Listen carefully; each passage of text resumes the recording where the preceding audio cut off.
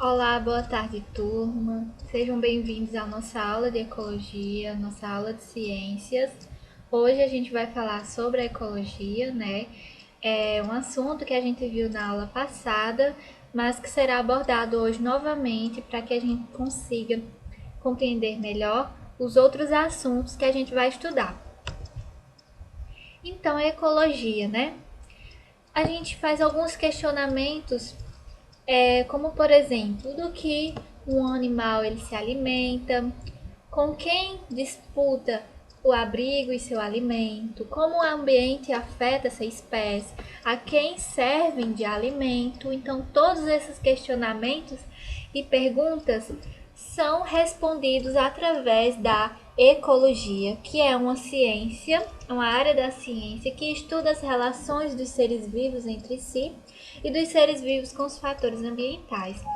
Então, a ecologia, ela é o estudo do ambiente, né? O estudo do ambiente em que esse organismo vive, quais as relações que ele tem entre si e com o ambiente. Dentro da ecologia, nós também estudamos o conceito de biosfera, como a gente viu na aula passada. A biosfera é o conjunto de todos os lugares da Terra onde existe vida. Então, os lagos, as florestas, os rios, todos os locais que podem existir vida nós chamamos de biosfera. E a biodiversidade. O que é a biodiversidade? Como o próprio nome diz, uma diversidade de vida. Bio quer dizer vida e diversidade, né? Ou seja, diversidade de vida. A biodiversidade é a palavra que denomina a grande variedade de formas de vida, de formas vegetais, animais, ou seja, de todos os seres vivos do ambiente, do nosso planeta Terra. Bom, o que a gente precisa também saber dentro dessa área de ecologia é que nós estudamos sobre o conceito de espécie. O que é uma espécie? A espécie é um conjunto de indivíduos que na natureza eles conseguem cruzar e gerar descendentes férteis. Por exemplo, se eu tenho dois gatos adultos e eles cruzam e eles vão gerar descendentes. Esses descendentes, quando eles ficarem adultos, eles vão poder cruzar também. E se eles geram novos descendentes, quer dizer que eu ia ter uma espécie. Por quê? Espécie vão ser indivíduos que cruzam e geram descendentes férteis, tá bom? E aí a gente vai também estudar sobre o conceito de população. Todos os organismos eles são organizados, eles têm níveis de organização, e aí a gente vai, como eu falei, espécie, população, e a gente vai ver outros níveis. A população, o que é uma população? A população é um conjunto de seres de uma mesma espécie que ocupam uma mesma área. Então aí nós temos a imagem de uma população de pinguins. Por que uma população? Porque eles são da mesma espécie e estão ocupando a mesma área. Então aí nós temos o conceito de população. O próximo conceito é o conceito de comunidade. O que é uma comunidade? É um conjunto de todas as populações de uma região. Então, aí nessa imagem eu tenho araras, eu tenho macacos, eu tenho tucano, eu tenho onça pintada, eu tenho a árvore, eu tenho os rios, eu tenho oceanos. Então, o que é uma comunidade? É um conjunto de todas as populações, ou seja, conjunto de espécies diferentes que estão habitando a mesma região. População é um conjunto de indivíduos de uma mesma espécie, e já a comunidade vai ser um conjunto de todos os indivíduos de espécies diferentes, habitando a mesma região, ou seja, uma mesma área. Beleza? Então agora nós vamos para o conceito de ecossistema. Vocês já ouviram falar sobre ecossistema, né? E aí o ecossistema é o conjunto de interações dos diversos seres vivos entre si e desses com os fatores do ambiente físico.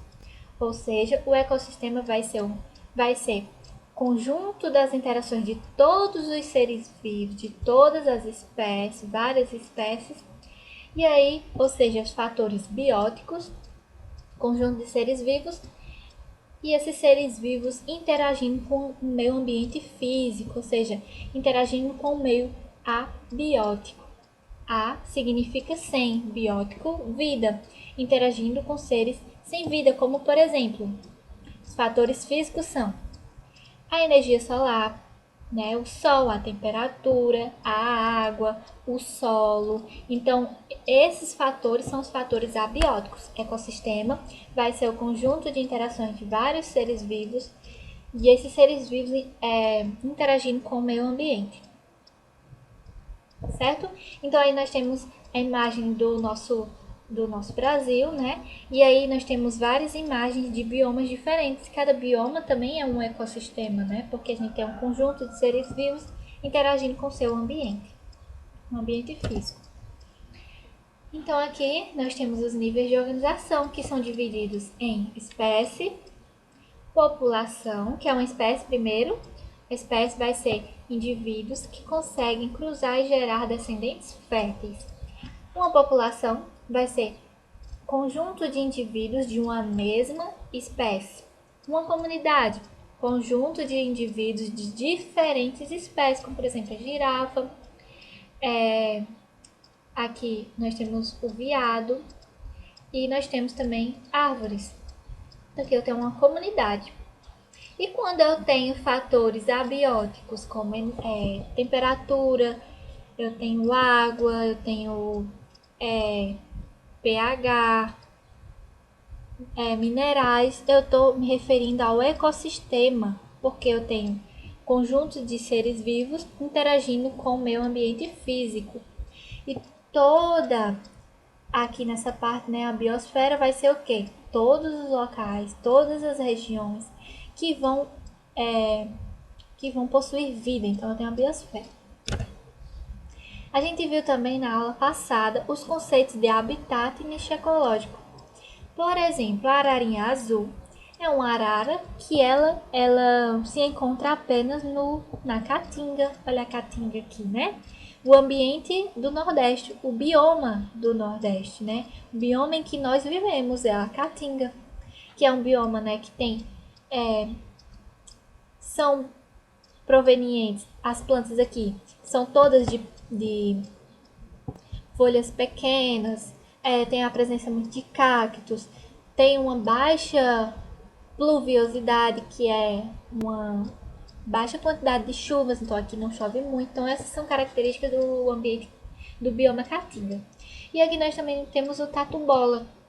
E aí, o habitat, o local em que esses dois seres vivos vivem é na caatinga. Então eu digo que a caatinga é o habitat da ararinha azul e do tatu-bola. E o nicho ecológico, gente? O que é o nicho ecológico? É o papel que o ser vivo desempenha no ambiente onde ele vive, ou seja, é o modo de vida desse organismo. Do que ele se alimenta, como que é a busca do alimento, qual a sua interação, qual o papel ecológico que ele desempenha no ambiente, tudo isso é o nicho ecológico. Então, como que os organismos eles obtêm energia? Como nós conseguimos nosso alimento? Como nós ingerimos, né? Como que a gente obtém energia? De onde obtemos energia que nos mantém vivos? E aí nós vamos estudar sobre os produtores, consumidores e decompositores. Primeiramente, vamos saber o que são os produtores. Os seres produtores são os seres vivos capazes de produzir o seu próprio alimento. Então, quem são os produtores? As plantas, as algas. Então, todos os vegetais são produtores, porque eles produzem o seu próprio alimento. Se eles produzem o seu próprio alimento, eles são chamados de autotrófos. Organismos que produzem o seu próprio alimento, ou seja, sintetizam o seu próprio alimento. As plantas, gente, a maioria das plantas, elas são fotossintetizantes. É através da fotossíntese que elas obtêm o seu alimento. E como que é o processo da fotossíntese? A fotossíntese, ela é feita através, né, das plantas, que tem clorofila, que é o pigmento que dá a cor verde a essas plantas, e elas captam o gás carbônico do ambiente e energia solar, e através de algumas reações químicas, elas elas transformam essa energia química elas transformam esses elementos em energia química que vai produzir a matéria orgânica dela, que vai ser os açúcares para elas poderem sobreviver.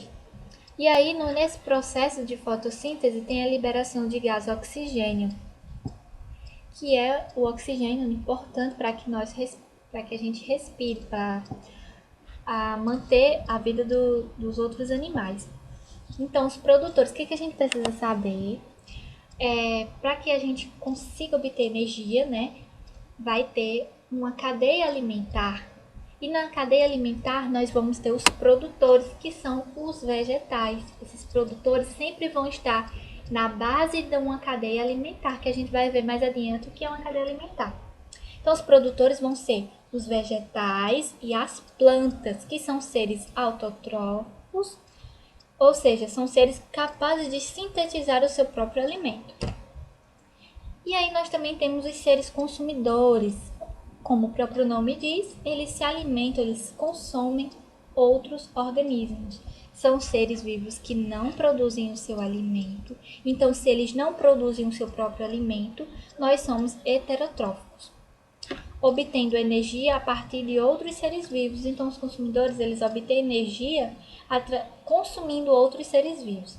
Então, quais são os consumidores? São os herbívoros, que se alimentam de plantas, como a vaca. São os carnívoros, que se alimentam de carne, como o leão, como quem outros animais que se alimentam de carne? As onças. E os onívoros são os consumidores, os animais, que se alimentam de carne e de vegetais, como por exemplo nós seres humanos, nós nos alimentamos tanto de vegetais como de carnes.